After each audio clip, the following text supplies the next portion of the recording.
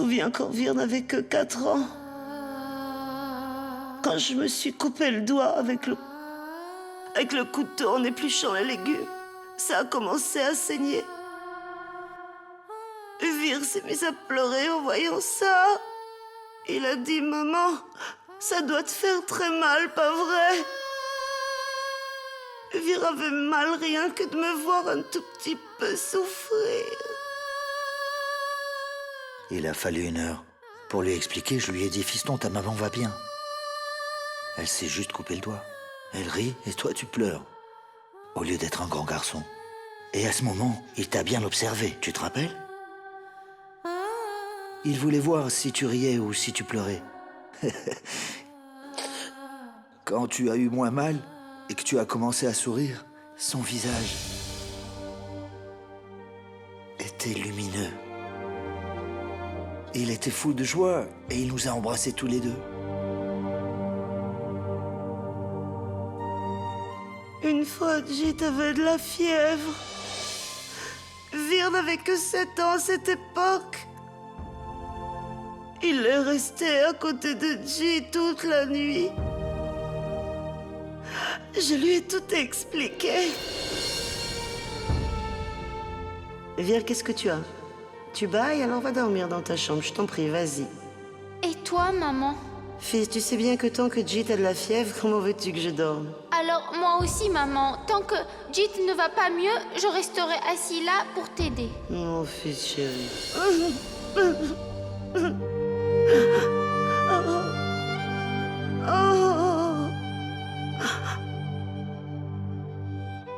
Tu te souviens? La fois où il y a eu une grande manifestation dans la ville. Ils ont fermé l'école plus tôt. Tous les enfants se sont dépêchés de rentrer à la maison. Mais Vir a couru et est arrivé à mon bureau. Tu sais pourquoi? Pour me ramener à la maison sain et sauf, pour me protéger. Mon courageux de fils était comme ça. À s'occuper du bien des autres. Oh, mon petit chéri Vir, il ressentait la souffrance de chacun. Pas seulement pour sa famille, mais aussi pour les autres gens. Mon fils a été si brutalement assassiné. Ne pleure pas, belle-sœur, ne pleure pas. L'âme de Vir ne pourra pas reposer en paix, belle-sœur. Mon frère, pourquoi ne lui expliques-tu pas? Elle n'a rien mangé depuis 3 jours. Belle-sœur, si tu continues comme ça, tu vas finir par tomber gravement malade. Lovely, la vie n'a plus aucun intérêt. Mon fils adoré m'a quitté, il est parti. Il a sacrifié sa vie pour une femme infidèle. Oh Dieu, tu n'es pas juste, ce n'est pas juste. Tu as sauvé Sonny qui l'a trahi. A pris la noble vie de mon fils. Oh Seigneur, qu'as-tu fait? Qu'as-tu fait, mon Seigneur?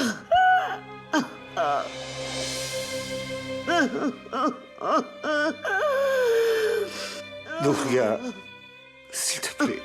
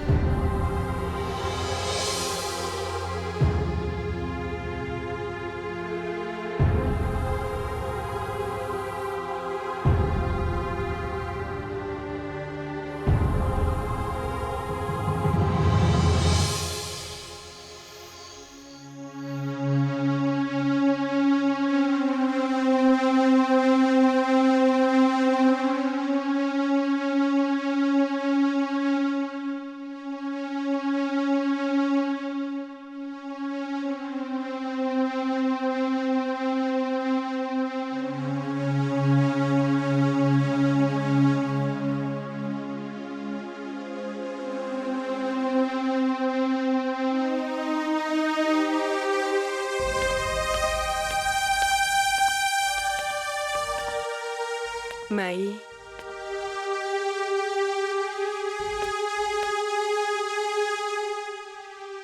Ça suffit, chérie. Dis-moi, comment va Sonny, ma chérie? Sonny n'est pas restée seule, n'est-ce pas? Sa sœur est avec elle, n'est-ce pas? Non, tante. Je crois que ça ne change rien qu'il y ait quelqu'un ou non avec elle. Je ne supporte pas de voir Sonny dans cet état. Je me demande quand est-ce qu'elle va s'arrêter de pleurer ainsi. Tante. Ce n'est pas grave, ma chérie. Ce n'est pas grave. Laisse Sonny pleurer. Les larmes ont toujours été un excellent remède. Autrement, elle souffrira en silence. Et un jour, sa souffrance deviendra insupportable. Mes chers oncles, je ne supporte pas de la voir dans cet état. Je me demande quand est-ce qu'elle pourra surmonter son chagrin et... Elle le surmontera, ma chérie. Le temps a toujours été le meilleur de tous les remèdes. Attends et tu verras. Un jour, Sonny ira à nouveau très bien. Non, mon oncle. Je connais Sonny trop bien, vous savez. Le temps ne pansera jamais sa blessure. Jamais elle ne pourra guérir. Ma tante, est-ce que tu sais... Sonny ne pouvait pas vivre sans son beau-frère. Elle ne peut pas vivre sans lui. Cette maison, c'est l'enfer pour elle. Où ira-t-elle? Maï, si cette maison n'est pas la sienne, celle-ci le sera. Maï, Sonny est comme notre propre fille. On lui apportera tous notre soutien. Elle n'aura besoin d'aller nulle part. Elle vivra avec nous et c'est tout. Je sais bien. Peu importe ce qu'il arrivera, vous serez toujours là pour moi. Et vous aimez énormément Sonny. Mais ça ne comblera pas le vide dans la vie de Sonny, vous savez. Ma sœur, elle ne s'en remettra jamais, je la connais bien. Et demain, c'est la visite des condoléances. La façon dont tante Durga se comporte avec elle, je ne sais pas s'il est bien de l'emmener avec nous, vous ne croyez pas? Non. Sonny n'ira pas là-bas. Elle est déjà tellement émotive, son état est vraiment inquiétant. Et en plus, elle est enceinte.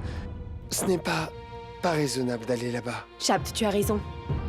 Mais nous ne devons pas oublier que Sonny est l'épouse de Vir. C'est important pour elle d'assister à la cérémonie, tu comprends? Et puis, si Sonny n'y va pas, il va y avoir des commérages. Que font les gens de la société, à part de médire sur eux? Devons-nous penser aux gens? Ou bien alors à Sonny? Tu as vu ce que tante Durga a fini par lui faire, n'est-ce pas? Et maintenant, Vir n'est plus là-bas. Je me demande bien ce qu'il lui aurait fait. Sonny n'ira pas là-bas. Comme tu voudras, mon fils. Mais tu ne comprends pas. Bilo, je pense que Shabd a tout à fait raison. Et Sonny restera avec sa sœur demain, c'est tout.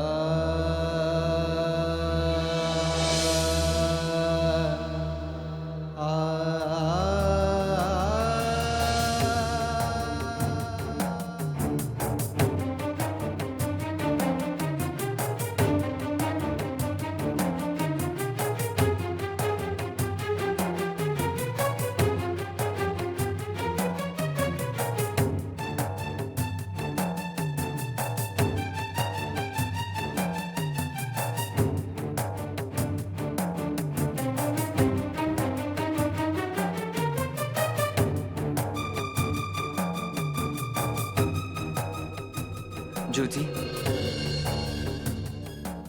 Parmit?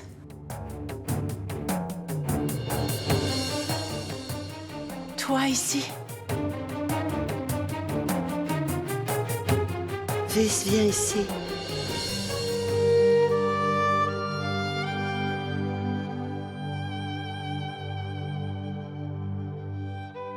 Tu es enfin venu. Oh mon Dieu, mon fils, mon vieux m'a quitté. Mère, dès que je l'ai appris, j'ai pris le premier avion. Et je suis venu, je ne pouvais pas le croire. Comment était-ce possible? Tout ça.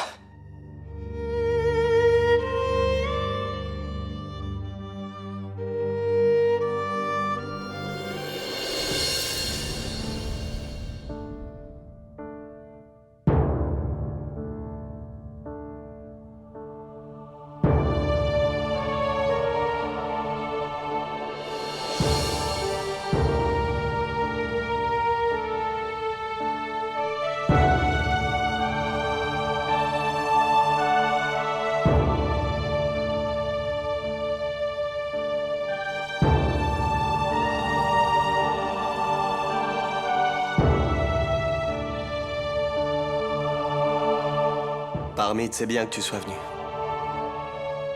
Regarde dans quel état sont papa et maman. Ils sont complètement effondrés. Et maintenant que tu es avec nous, tu leur apporteras ton soutien.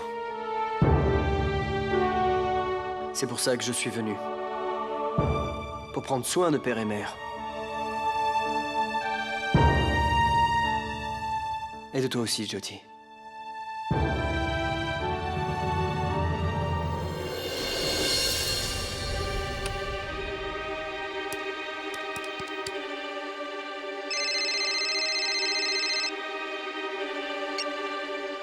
Allô?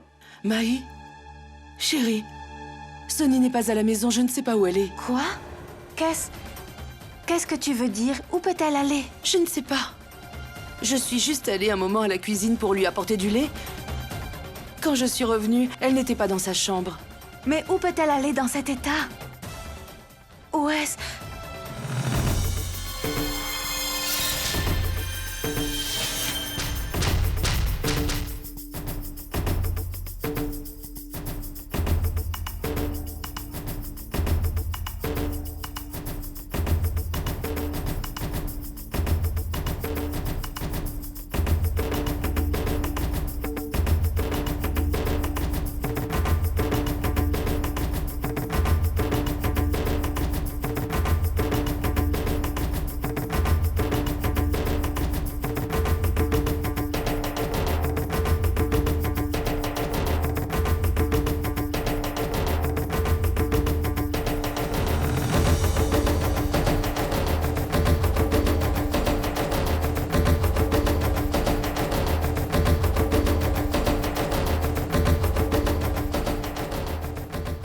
Pourquoi es-tu venu ici maintenant?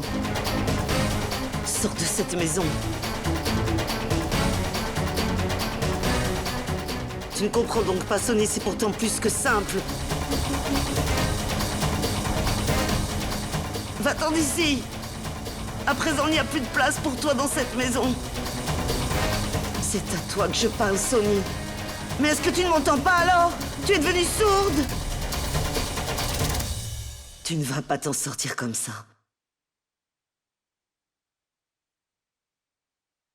Sors de ma maison! Sors de chez moi!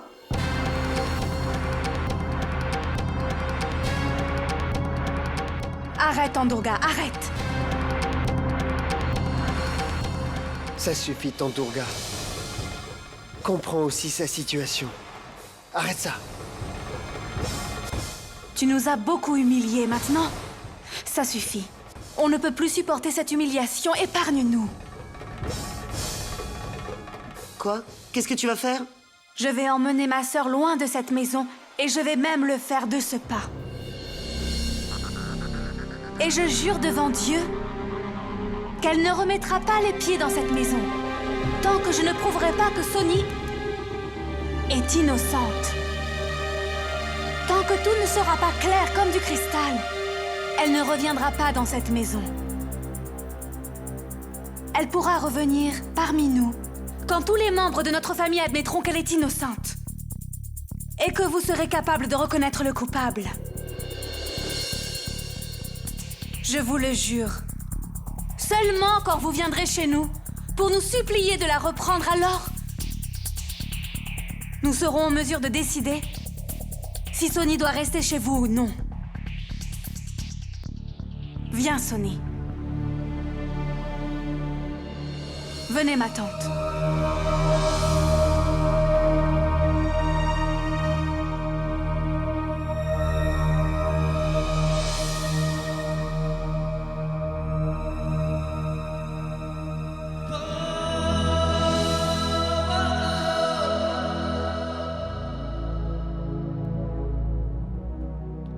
Viens, Sonny.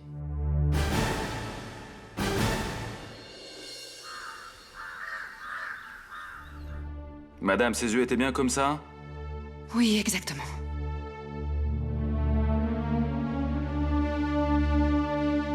Écoutez, ne vous inquiétez pas. Les recherches pour trouver l'assassin de SP avancent à grands pas.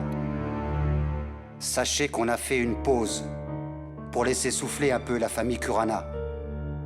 À présent, pour la police, c'est une question d'honneur, de trouver son assassin et de le punir.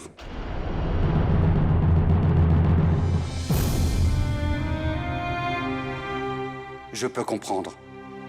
Non, monsieur l'officier. Maintenant, la seule chose que nous souhaitons, c'est de trouver l'assassin le plus vite possible. Pour qu'il partage le même sort qu'il a causé à notre beau-frère. Ça suffit, Mai. Ça suffit. Ressaisis-toi un peu. Sinon, comment va-t-on s'occuper de Sonny? Monsieur l'officier, Vir était plus qu'un frère pour moi. C'était un ami, un philosophe, un guide, mais je n'arrive pas à comprendre qui pouvait avoir de la haine envers un homme tellement bon. Je comprends, cette question tracasse aussi la police, monsieur Sarin. J'ai bien souvent entendu dire que la bonté d'une personne, eh bien, pouvait lui attirer des ennemis. Non, officier. Il ne faut pas traîner à attraper l'assassin de Vir. Il doit être entre les mains de la police aussitôt que possible. Vous pouvez compter sur nous, nous sommes à votre disposition nuit et jour, s'il vous plaît. Merci, monsieur Sarin. Si la famille de monsieur Vir Kurana nous aide comme vous le faites, vous pouvez en être certain. Nous trouverons l'assassin très rapidement.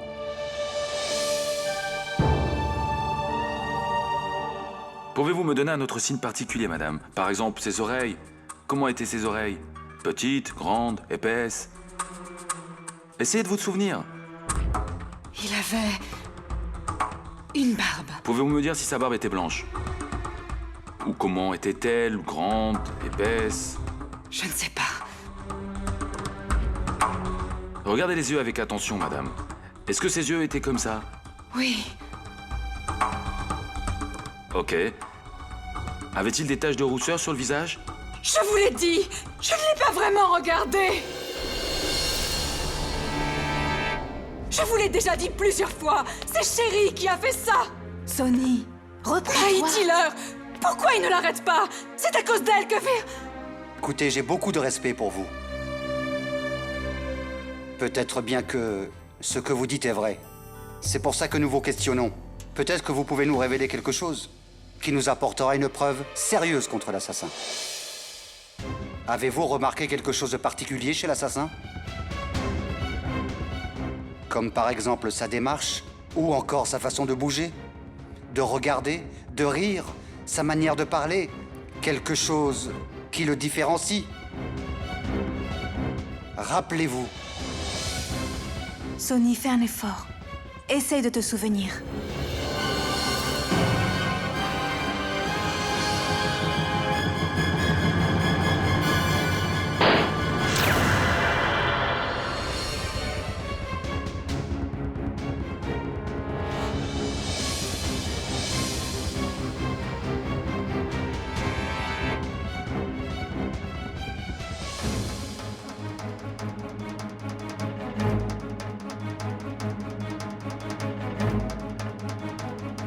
Je suis désolé, monsieur Sarine. Peut-être que l'on va trop vite. Shapt, je vais aller m'occuper de Sonny. Vas-y.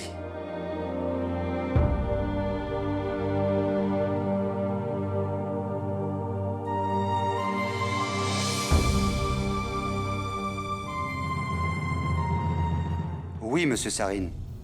D'après la description de Madame Sonny Kurana, ce portrait n'est pas complet. Et je pense que personne d'autre qu'elle, à moins que je me trompe, n'a vu l'assassin. Peu importe. Nous allons vérifier dans les fichiers de la police. On devrait trouver quelque chose qui correspond à ce portrait. Cela nous prendra peu de temps pour trouver la personne qui a engagé l'assassin de SP.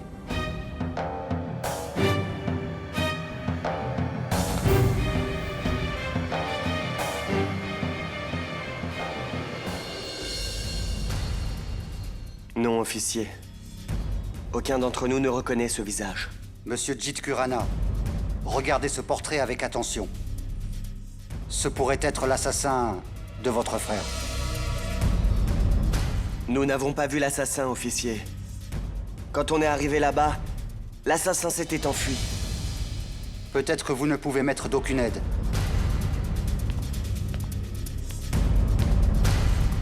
N'est-ce pas, monsieur Kurana? Inspecteur, j'aimerais pouvoir savoir qui a tué mon noble fils. J'aurai sa peau moi-même. Mais d'abord, il nous faudrait savoir qui voulait tuer un homme si gentil et un si bon policier comme Vir Kurana. N'ai-je pas raison? Je me demande bien qui pourrait bénéficier de la mort de Vir Kurana. Je ne comprends rien à tout ça, officier. Je pense que Vir n'avait aucun ennemi. Depuis son enfance, il a ce truc pour être ami avec tout le monde.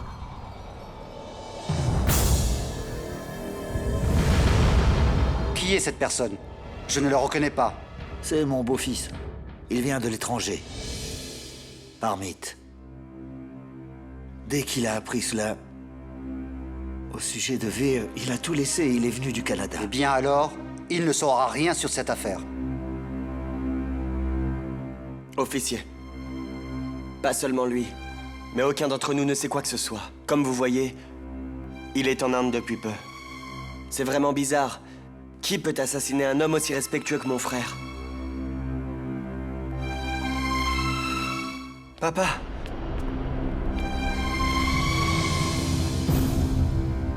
Papa, reprends-toi, s'il te plaît. Papa a raison, officier. Demandez à n'importe qui. Je ne crois pas qu'il y ait une seule personne au monde aussi gentil, respectable et noble que lui. S'il vous plaît, inspecteur, n'épargnez pas celui qui a commis ce crime et punissez-le sévèrement. Absolument. Peu importe qui est l'assassin. Croyez-moi, il n'échappera pas longtemps à la police. Pour votre information, laissez-moi vous dire, cet imbécile voulait tuer votre belle-sœur. Et pas votre frère, Madame Sonny Kurana. Vous comprenez? Votre fils a été tué en sauvant sa femme. Pouvez-vous me dire pourquoi quelqu'un voudrait tuer Madame Sonny Kurana? Nous ne le savons pas, officier. Nous ne savons rien du tout. Je ne sais pas quelle chose Sonny a pu dire. Écoutez, inspecteur, nous ne voulons plus parler de ça. En fait, nous avons découvert récemment certaines choses sur Sonny, à propos desquelles les gens honnêtes n'osent pas discuter. Et c'est pour cette raison. Et uniquement cette raison que Vir était très perturbé. Je vous en prie, ne m'en demandez pas plus. Cela n'a rien à voir. Je me demande bien quels soupçons ils insinuent, tant que personne ne connaît toute la vérité. Tant que tout n'est pas clair, je vous le demande. Ne tirez aucune conclusion hâtive, s'il vous plaît.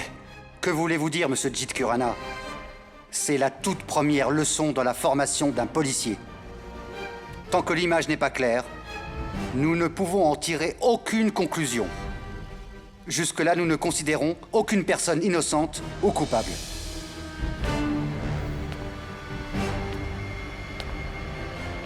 Quelle qu'elle soit.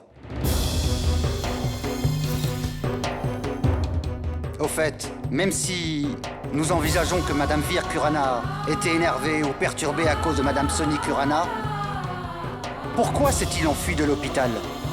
Si son état était vraiment si grave, alors pourquoi a-t-il risqué ainsi sa vie pour sauver celle de Madame Sonny Kurana? Et laissez-moi vous dire, si Madame Sonny Kurana avait un amant, je sais par expérience et je suis convaincu que ce n'est pas elle, mais quelqu'un d'autre qui aurait dû être en danger. Jusqu'à présent, l'enquête de la police a révélé que ces salauds voulaient tuer Madame Sonny Kurana. Sauriez-vous quelque chose, Madame Thierry Kurana?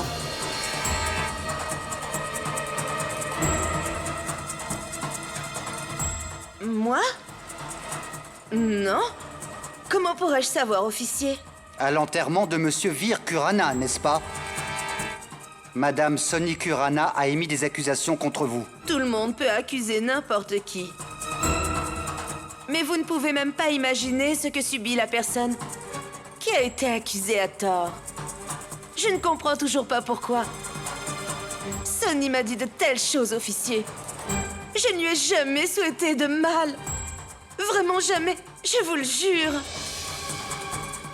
Peut-être a-t-elle totalement perdu l'esprit.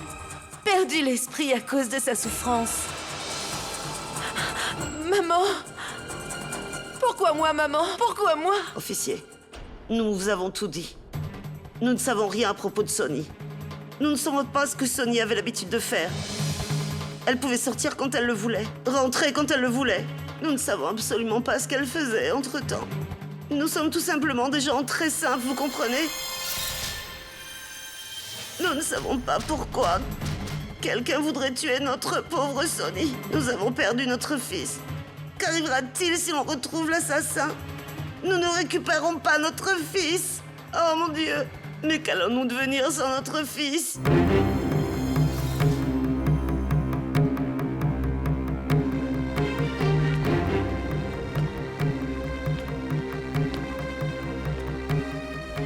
Je vais vous laisser maintenant.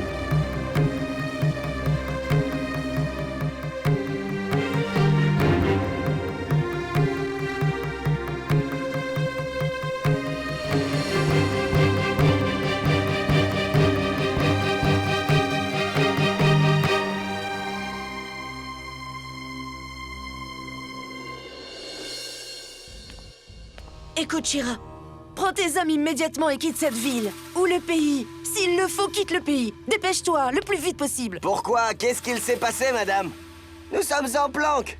Tant que les choses ne se sont pas calmées, personne ne peut nous trouver. Ne vous en faites pas, madame. La police ne nous trouvera jamais. Et s'ils ne peuvent pas nous trouver, comment remonteraient-ils jusqu'à vous? Tais-toi, espèce d'idiot. Il y a déjà suffisamment de problèmes à cause de vous. Je t'avais dit de tuer Sonny, et tu as tué Vir. Sonny est toujours en vie à cause de toi. Et n'oublie pas une chose, c'est que Sonny a vu ton visage. Imagine si le physionomiste de la police trace ton portrait robot avec l'aide de Sonny.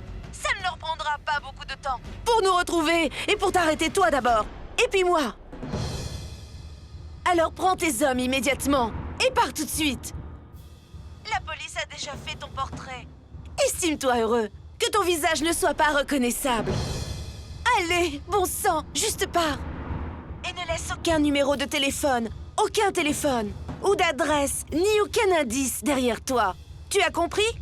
Et ne t'inquiète pas, tu recevras autant d'argent que tu veux. Oui, madame.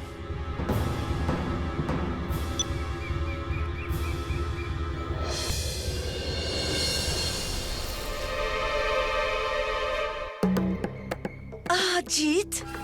Ah, tu es là?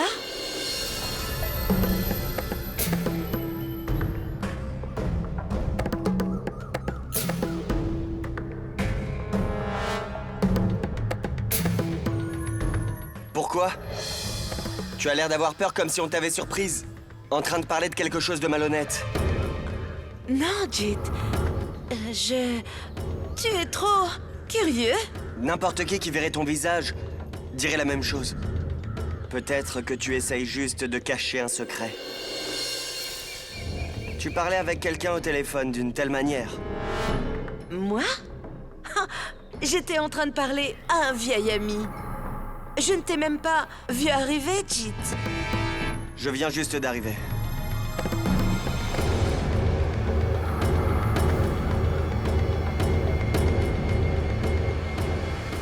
A-t-il entendu quelque chose? Je ne crois pas qu'il m'ait surprise. Mais je ne peux prendre aucun risque. J'espère juste que Shira va disparaître de cette ville avec ses complices tant qu'il en est encore temps.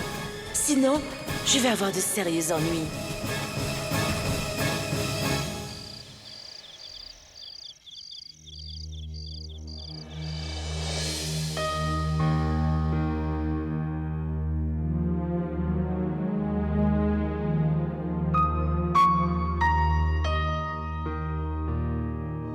Pourquoi es-tu venu ici?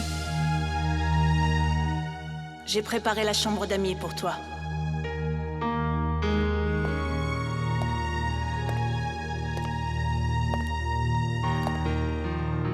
Depuis que je suis arrivé, j'essaie de te parler et de te dire quelque chose. Tu sais... Mais je crois que tu m'évites. Que puis-je faire d'autre? Tu sais bien qu'il n'y a plus rien entre nous. Mais tu es ma femme. Nous nous sommes mariés devant Dieu selon la tradition. Ce n'est pas une blague pour moi. Je pensais que tu avais enfin réalisé ton erreur, mais tu es encore... Comment puis-je te convaincre? Comment puis-je te convaincre? N'essaye même pas de me convaincre, Parmit. C'est inutile. Je sais. Mais je tentais quand même une dernière tentative. Peut-être qu'après tout ce temps, tu as changé d'idée, de point de vue, de regard sur les choses. Ça suffit, Parmit. Je pense que ce n'est pas la peine de reparler de tout ça. C'est compris? Ok.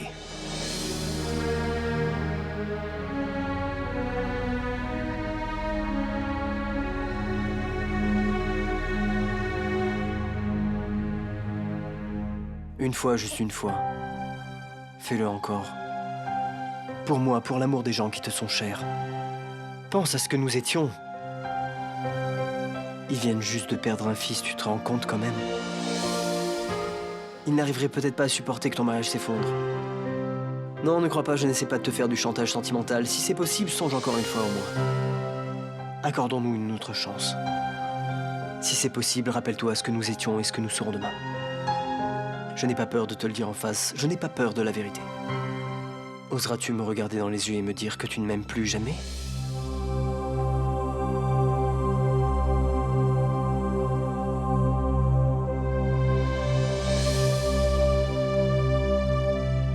Écoute.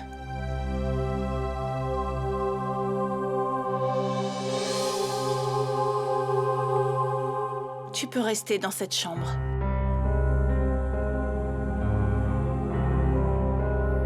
Parce que je ne veux pas que mes parents s'inquiètent pour moi dorénavant.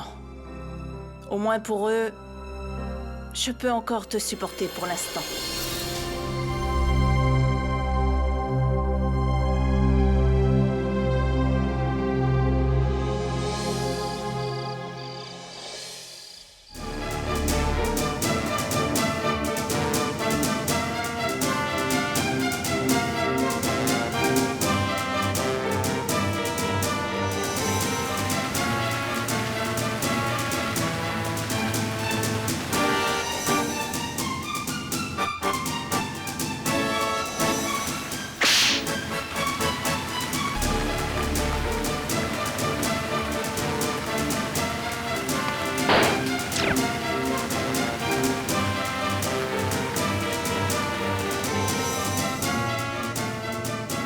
Prends soin de toi. Et aussi de notre bébé. Je vous aime vraiment très fort. Tous les deux, tous les deux. Je t'aime aussi, Viv. Je t'aime tellement. Je t'aime tellement, Viv.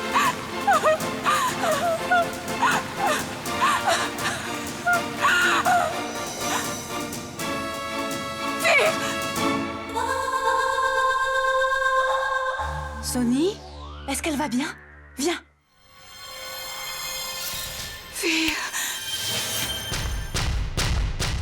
Sonny, Qu'est-ce qui t'arrive, Sonny? Tu as fait un cauchemar? Tu te sens bien? Qu'y a-t-il? Fais appel à Dieu, chérie. Il te donnera la force d'endurer tout ça. Je crois qu'elle a fait un terrible cauchemar. Il est très tard. Rendors-toi. Shabd, je pense qu'on devrait lui donner le calmant que le docteur a prescrit. Ok. Non. Ce n'est pas la peine. Je vais bien. Je vais très bien. Je sais que Vir est avec moi. Je survivrai. Je survivrai pour mon bébé et pour Vir. Vir ne peut pas me laisser disparaître, n'est-ce pas? Il est avec moi.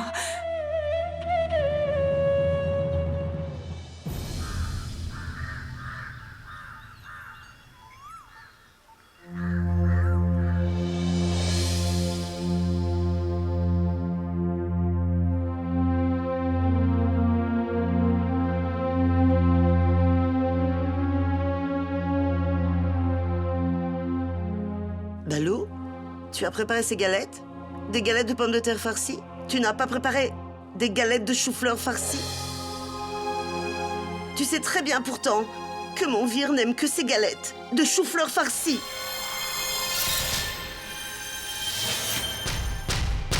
Allez, va les préparer. Pourquoi est-ce que tu restes comme ça? Va vite préparer les galettes de chou farcies. Vir, mon chéri.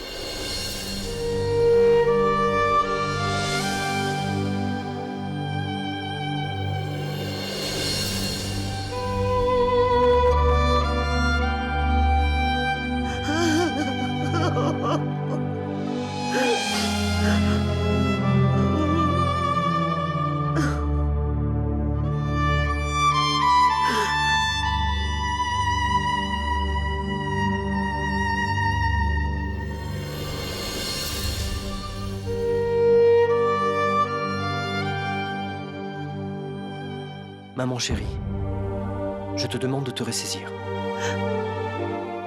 Oh mon Dieu, mon cher gendre Vir m'a quitté. Il ne pouvait pas supporter de voir une larme dans les yeux de sa mère. Il m'a laissé une longue vie de tristesse. Oh. Non, maman. Ne m'appelle pas gendre. Appelle-moi fils.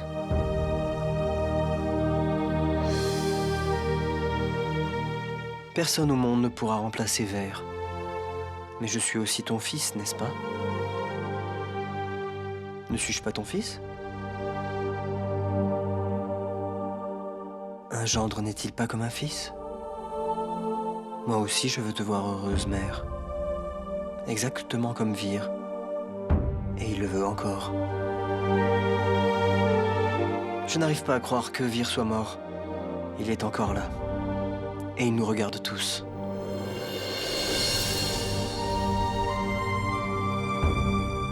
Il est tellement douloureux pour moi de te regarder pleurer comme ça.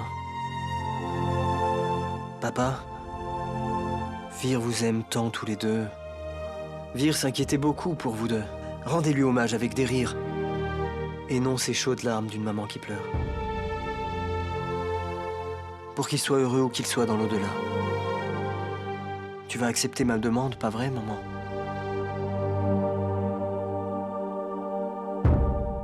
En avant, mère. Allons au temple.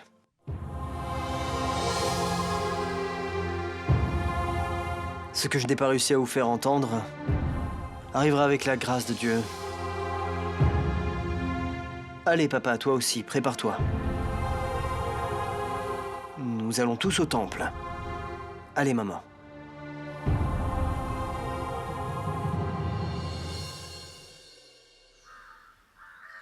Quoi? Vous n'avez toujours pas trouvé l'assassin? Écoutez, monsieur Sarine, ce n'est pas si facile de trouver l'assassin, avec un portrait robot à moitié terminé. Écoutez, officier, faites le maximum.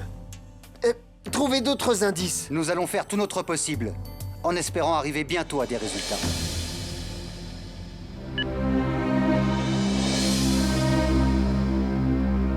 Que se passe-t-il, Shabd? Tu as entendu quelque chose? Non. La police n'a rien trouvé. Shabd, que font-ils? Dis-le-moi. Ça fait maintenant plusieurs jours que toutes les forces de police n'arrivent pas à attraper un abruti. Au fur et à mesure que les jours passent, cela deviendra de plus en plus impossible. Mais que peut bien faire la police? Ils ont un portrait robot même pas complet. Ils n'ont même pas un seul indice. Ils n'en ont toujours pas trouvé. Ils n'ont pas d'indice? Mais comment est-ce possible, Shabd? Il doit bien y avoir un indice. Nous devons sérieusement y réfléchir.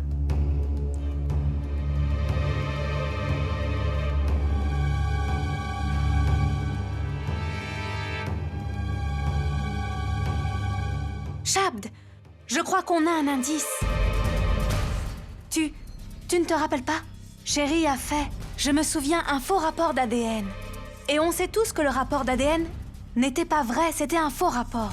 Pourquoi ne referait-on pas le test? Mais cette fois-ci, par un médecin de confiance. Alors on pourra prouver que Sonny porte l'enfant de son beau-frère. Et de la même manière, on prouvera aussi que Cherry a fait un faux rapport. En un seul coup, tous les mensonges vont ressortir à la surface. Mais comment peut-on prendre l'ADN de Vir? Comment... Shabd, je crois qu'on va prendre les échantillons de sang du laboratoire, là où le test du beau-frère a été fait. Et alors, un autre laboratoire les examinera. La vérité sortira au grand jour.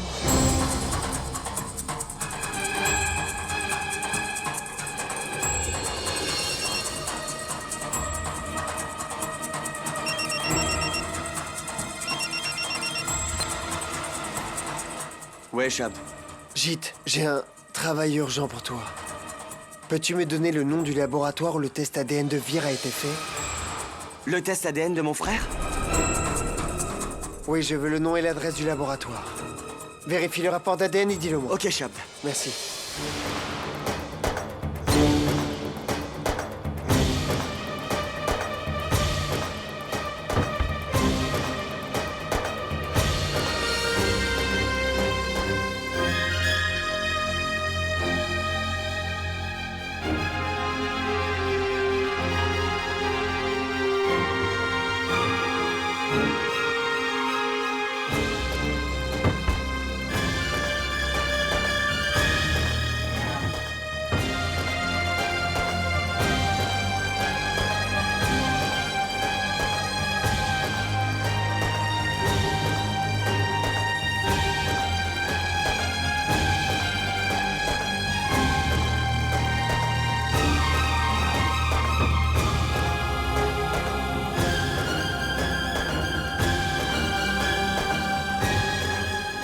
Oh non! Je crois qu'ils vont sûrement prouver que le rapport d'ADN était falsifié. Non! Pour pas que cela arrive, il va falloir que je fasse disparaître l'échantillon de sang de Vir du laboratoire.